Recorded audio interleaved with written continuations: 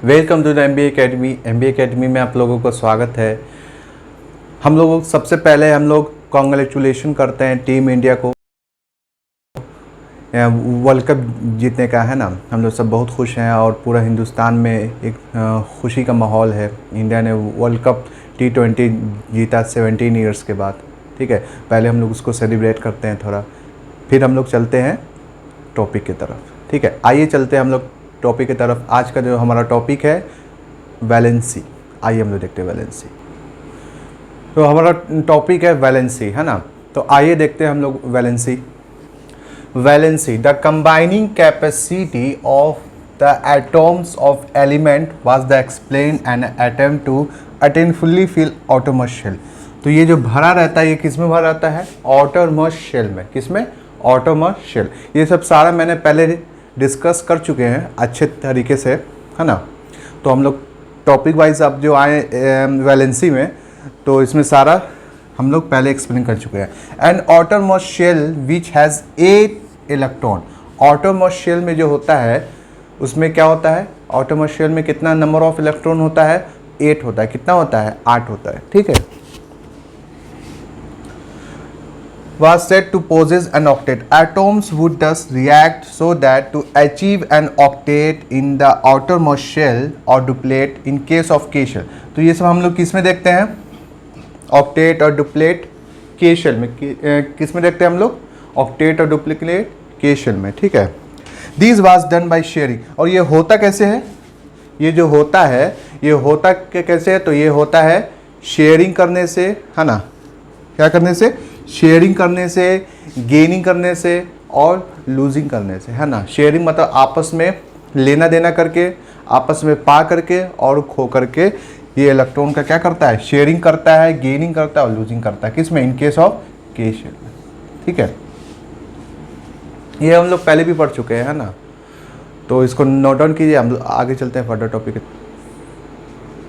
देखिए, हम लोग देखते हैं वैलेंसी ऑफ द एलिमेंट, है ना।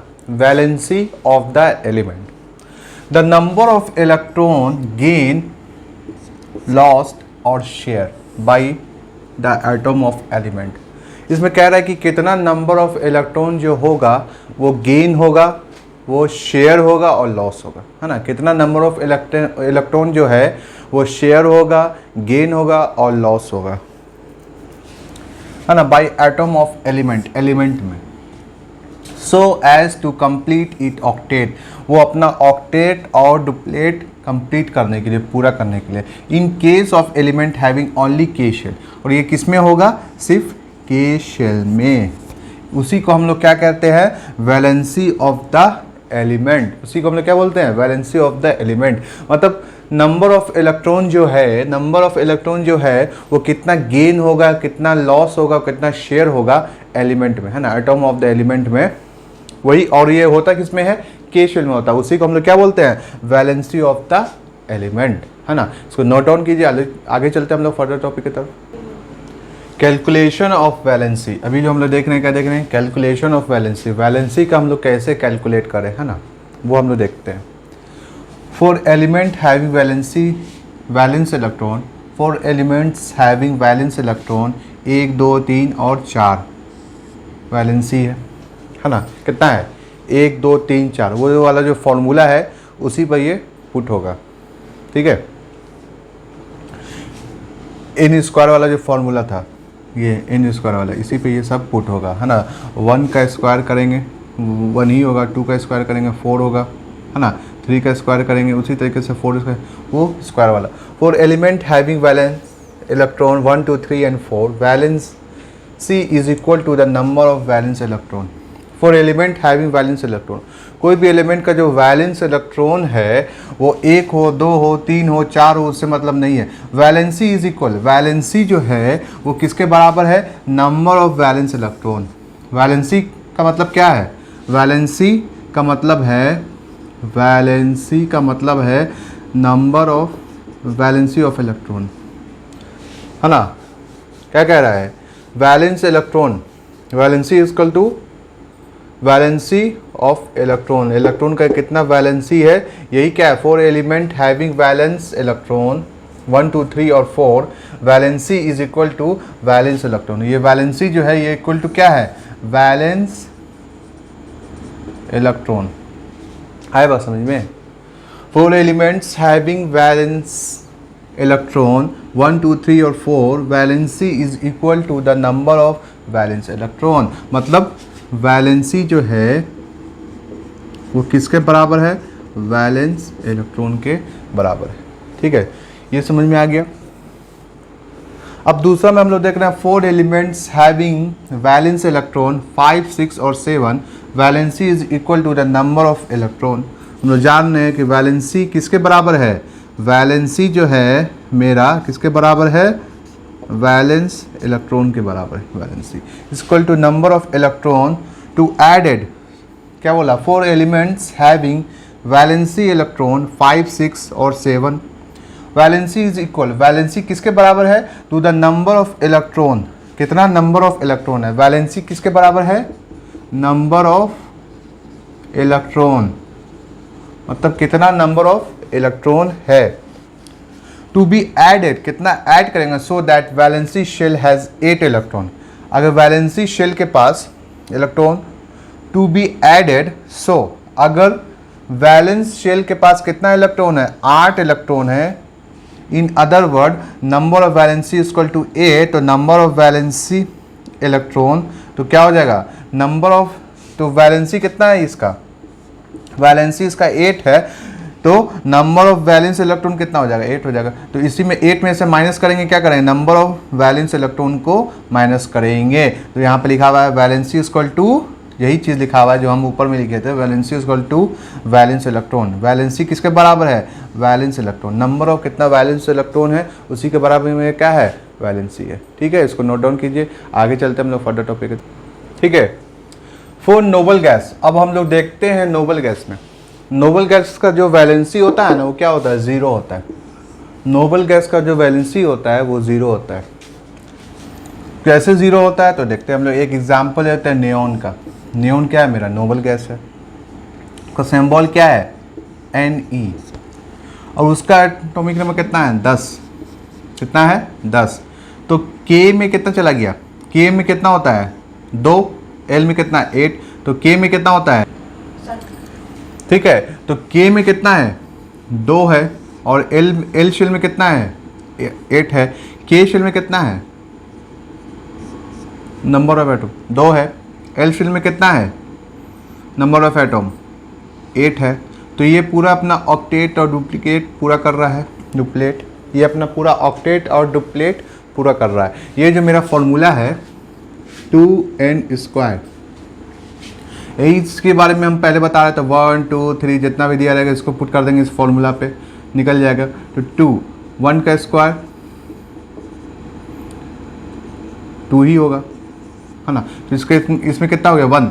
तो इसका जो फॉर्मूला निकालेंगे 2, तो ये पूरा अपना K में कितना होना चाहिए, K में नंबर ऑफ इलेक्ट्रॉन लेने की जो कैपेसिटी है, क्षमता, वो कितना है, 2 है। 2 से ज़्यादा नहीं ले सकता, 2 से कम नहीं हो सकता, है ना, 2। ठीक है, 2 से ज़्यादा नहीं ले सकता। K में जो नंबर ऑफ इलेक्ट्रॉन लेने की जो कैपेसिटी है वो कितना है, 2 है। 2 से ज़्यादा इलेक्ट्रॉन नहीं ले सकता K शेल में। ठीक है, ले लिया, अपना ऑक्टेट और डुप्लेट पूरा हो गया, ना ही इलेक्ट्रॉन। अब इसको क्या हो गया, जो ज़रूरत थी इसका, जो भी इसका नीड था, बेसिक नीड था, वो फुलफिल हो गया, है ना। ठीक है, अब L शेल में कितना है, मैक्सिमम 8 से ज़्यादा नहीं होना चाहिए। तो इसका भी क्या हो गया, फुलफिल हो गया, है ना। इसका भी क्या हो गया, फुलफिल हो गया इलेक्ट्रॉन। ना ही इलेक्ट्रॉन लेगा, ना ही देगा, ना ही शेयर करेगा, किसी चीज़ का इसको ज़रूरत नहीं पड़ा, है ना। ठीक है, कोई आदमी को अगर पैसा हर महीने आ जा रहा है, कोई जितना भी उसका बेसिक नीड है, ठीक है, वो मेहनत नहीं करेगा। अगर उसको आगे बढ़ना है लाइफ में, अपना ज़रूरत का जो भी है, खाना, कपड़ा, मकान, इसके अलावा और भी कुछ लाइफ में सक्सेस करना है, तो उसके लिए वो मेहनत करेगा, आगे बढ़ेगा। लेकिन इतना आमदनी है जिससे उसका घर गृहस्थी चल रहा है, मतलब जो भी उसका बेसिक नीड पूरा हो रहा है, उतना उसको हो जा रहा है, तो वो क्यों एक्स्ट्रा में एक्टिविटी करेगा। तो यहाँ पर भी वही चीज़ है, तो इसको तो इसका पूरा फिल हो गया, 8 चाहिए तो 8 मिल गया। तो ये ना ये इलेक्ट्रॉन लेना पड़ेगा ना इसको देना पड़ेगा ना शेयर करना पड़ेगा, तो मेहनत काहे के लिए करेगा बेचारा, ये आराम से क्या है बैठा हुआ है, आराम कर रहा है ना, आराम फरमा रहा है। तो ये दोनों में यही है, इसका कितना 10 था, तो के में कितना हो गया 2 और एल में कितना हो गया 8। तो इसमें क्या हुआ, ना ही इलेक्ट्रॉन का लॉस हुआ, ना ही शेयर हुआ, ना ही गेन हुआ, तो इसका वैलेंसी क्या हो गया 0 हो गया। इसका वैलेंसी क्या हो गया 0 हो गया। तो जितना भी नोबल गैस है सबका वैलेंसी क्या होता है 0 होता है। आई होप कि आपको समझ में आ गया होगा, इसको नोट डाउन कीजिए। आगे चलते हैं हम लोग फर्दर टॉपिक की तरफ। मास नंबर है ना, तो मास नंबर हम लोग देखते हैं। मास नंबर क्या है, मास नंबर को सबसे पहले हम लोग डिनोटेट किससे करते हैं, ए से, कैपिटल ए से मास नंबर को हम लोग डिनोटेट करते हैं, है ना। ये हम लोग पहले से भी जान रहे हैं, है ना। मास नंबर को जो हम लोग डिनोटेट करते हैं उसको सिंबल क्या है, ए है ना। ए से उसको क्या करें डिनोटेट करते हैं। ई से क्या है, इलेक्ट्रॉन है, समझने की बात है, प्रोटॉन न्यूट्रॉन, है ना। तो मास नंबर इक्वल टू क्या, number of proton plus number of neutron. तो मास नंबर इक्वल टू क्या होता है, मास नंबर इक्वल टू कितना इसमें नंबर ऑफ प्रोटॉन है और कितना इसमें नंबर ऑफ न्यूट्रॉन है। तो इसमें कितना नंबर ऑफ प्रोटॉन है और इसमें कितना नंबर ऑफ न्यूट्रॉन है। तो मास नंबर में हम लोग क्या देखते हैं, मास नंबर में हम लोग ये देखते हैं कि उसमें कितना नंबर ऑफ प्रोटॉन है, प्रोटॉन की संख्या कितना है और न्यूट्रॉन की संख्या कितना है। ये हम लोग किस में देखते हैं, मास नंबर में। मास को हम लोग डिनोटेट किससे करते हैं, ए से करते हैं, कैपिटल ए से। ठीक है, इसको नोट डाउन कीजिए। चलते आगे हम लोग फर्दर टॉपिक की तरफ।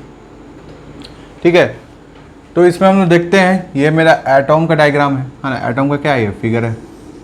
तो बीच में क्या है मेरा, न्यूक्लियस है। ये बीच में जो है ये क्या है, न्यूक्लियस।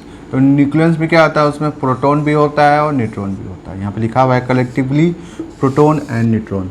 न्यूक्लियस में क्या होता है, न्यूक्लियस में क्या होता है, जितना प्रोटॉन होगा उतना ही न्यूट्रॉन होगा। तो न्यूक्लियस में क्या होता है, प्रोटॉन न्यूट्रॉन दोनों क्या होता है, मिला हुआ होता है ना, कलेक्टिवली, है ना। दोनों क्या होता है, मिला हुआ होता है। इसमें दोनों का कलेक्शन होता है, प्रोटॉन और न्यूट्रॉन दोनों क्या होता है, इसमें कलेक्टिवली मिक्स होता है, मिला हुआ होता है। न्यूक्लियस में क्या क्या होता है, कलेक्टिवली प्रोटॉन एंड न्यूट्रॉन। इसमें प्रोटॉन और न्यूट्रॉन दोनों होता है, दोनों मिला हुआ होता है। इसी को हम लोग क्या बोलते हैं, न्यूक्लियस बोलते हैं। इसी को हम लोग क्या बोलते हैं, न्यूक्लियस। इसमें प्रोटॉन भी होता है, न्यूक्लियस भी होता है ना। इसलिए इसमें क्या क्या होता है, प्रोटॉन्स भी होता है, न्यूक्लियस भी होता है ना। ठीक है, इसको नोट डाउन कीजिए, डायग्राम को बना लीजिए। आगे चलते हम लोग मास नंबर पढ़ रहे हैं हम लोग। After studying the properties of sub atomic particles of atom. Atom का हम लोग सब एटॉमिक पार्टिकल्स पढ़ चुके हैं, है ना। उसी में हम लोग देख रहे हैं। We can conclude that mass number of atom is particularly due to protons and neutrons alone. तो इसमें होता क्या है एटॉम में पार्टिकली कि न्यूट्रॉन्स जो है और प्रोटॉन्स जो है वो अलोन रहता है, वो क्या रहता है, अकेला रहता है ना, अलोन रहता है, अकेला रहता है। They are present in nucleus of an atom. और ये प्रेजेंट कहाँ होता है, ये जो प्रेजेंट होता है न्यूक्लियस ऑफ एन एटम में। किसमें प्रेजेंट होता है, न्यूक्लियस ऑफ एन एटम में, है ना। Hence proton and neutrons are called nucleus. इसीलिए प्रोटॉन और न्यूट्रॉन ये दोनों ही को हम लोग क्या बोलते हैं, न्यूक्लियस बोलते हैं। तो न्यूक्लियस में क्या होता है, प्रोटॉन भी होता है और न्यूट्रॉन भी होता है ना, ये दोनों होता है। इसीलिए उसको क्या न्यूक्लियस बोलते हैं, न्यूक्लियॉन्स बोलते हैं। Therefore the mass of an atom reside in it nucleus. तो इसको जो प्रेजेंट करते हैं मास नंबर से, है ना, ये मास नंबर, इसको जो हम लोग रिप्रेजेंट करते हैं कैपिटल ए से। मास नंबर को जो हम लोग रिप्रेजेंट करते हैं किससे करते हैं, कैपिटल ए से। मास नंबर को जो हम लोग रिप्रेजेंट करते हैं वो करते किससे हैं, कैपिटल ए से। तो कैपिटल ए से इसको हम लोग रिप्रेजेंट करते हैं। एम एन मतलब क्या होता है, मास नंबर। एम एन मतलब मास नंबर, है ना। एम एन मतलब क्या होगा, मास नंबर। और एन पी मतलब नंबर ऑफ प्रोटॉन। एनपी मतलब नंबर ऑफ प्रोटॉन और एन मतलब नंबर ऑफ न्यूट्रॉन। तो mass number is equal to क्या होता है, number of proton plus number of neutron, है ना। Mass number is equal to क्या होता है, number of proton. Mass number हम लोग कैसे निकालते हैं कि उसमें नंबर ऑफ प्रोटॉन कितना है और नंबर ऑफ न्यूट्रॉन कितना है ना। मास नंबर में हम लोग क्या देखते हैं कि नंबर ऑफ प्रोटॉन उसमें कितना है और नंबर ऑफ न्यूट्रॉन उसमें कितना है, ठीक है ना। Mass number is equal to number of proton and plus number of neutron. इसी से हम लोग मास नंबर निकाल करके हम लोगों को पता चलता है। आई होप कि आपको समझ में आया होगा, इसको नोट डाउन कीजिए। आगे चलते हैं हम लोग further topic, relationship between mass number and atomic number. अभी जो हम लोग पढ़ रहे हैं रिलेशनशिप क्या है मास नंबर और एटॉमिक नंबर के बीच का, है ना। तो आइए देखते हैं। We will now derive a relationship between mass number and atomic number, है ना। रिलेशनशिप बिटवीन क्या है, रिलेशनशिप क्या है मास नंबर और एटॉमिक नंबर के बीच का जो रिलेशन है, रिश्तेदारी है, वो क्या है। तो आइए देखते हैं। Of an element we have just see that कि मास नंबर को जो हम लोग लिखते हैं ये क्या है मेरा मास नंबर। तो mass number is equal to क्या होता है नंबर ऑफ प्रोटॉन, कितना उसमें नंबर ऑफ प्रोटॉन है और उसमें कितना नंबर ऑफ इलेक्ट्रॉन है। मास नंबर में क्या होता है कि कितना नंबर ऑफ प्रोटॉन है और कितना नंबर ऑफ इलेक्ट्रॉन है। तो मास नंबर को हम पहले भी बताए थे कि इसको रिप्रेजेंट करते हैं कैपिटल ए से। तो A is equal to number of P plus number of N, P proton N neutron. तो ए इज इक्वल टू क्या हुआ, A is equal to number of P plus number of N, capital N इसको, है ना। क्योंकि mass number को जो हम लोग रिप्रेजेंट करते हैं उसको जो हम लोग दर्शाते हैं वो कैपिटल एन से। बात समझ में आ गया। और नंबर ऑफ प्रोटॉन, तो पी को जो प्रोटॉन को जो हम लोग रिप्रेजेंट करते हैं कैपिटल जेड से रिप्रेजेंट करते हैं। प्रोटॉन को जो हम लोग रिप्रेजेंट करते हैं वो किससे करते हैं कैपिटल जेड से। तो A is equal to capital Z plus और न्यूट्रॉन को हम लोग स्मॉल एन से रिप्रेजेंट करते हैं। न्यूट्रॉन्स को किससे करते हैं प्रोटॉन और न्यूट्रॉन को। तो न्यूट्रॉन को जो हम लोग रिप्रेजेंट करते हैं वो स्मॉल एन से करते हैं, है ना। तो A is equal to Z plus N, है ना। Atomic number is equal to number of proton plus number of neutron. मतलब समझ में आया। ए क्या है, ये मेरा मास नंबर है। ए क्या है मास नंबर है। और नंबर ऑफ प्रोटॉन को हम लोग किससे रिप्रेजेंट करते हैं कैपिटल जेड से। और न्यूट्रॉन को जो हम लोग रिप्रेजेंट करते हैं स्मॉल एन से। तो ये मेरा क्या हो गया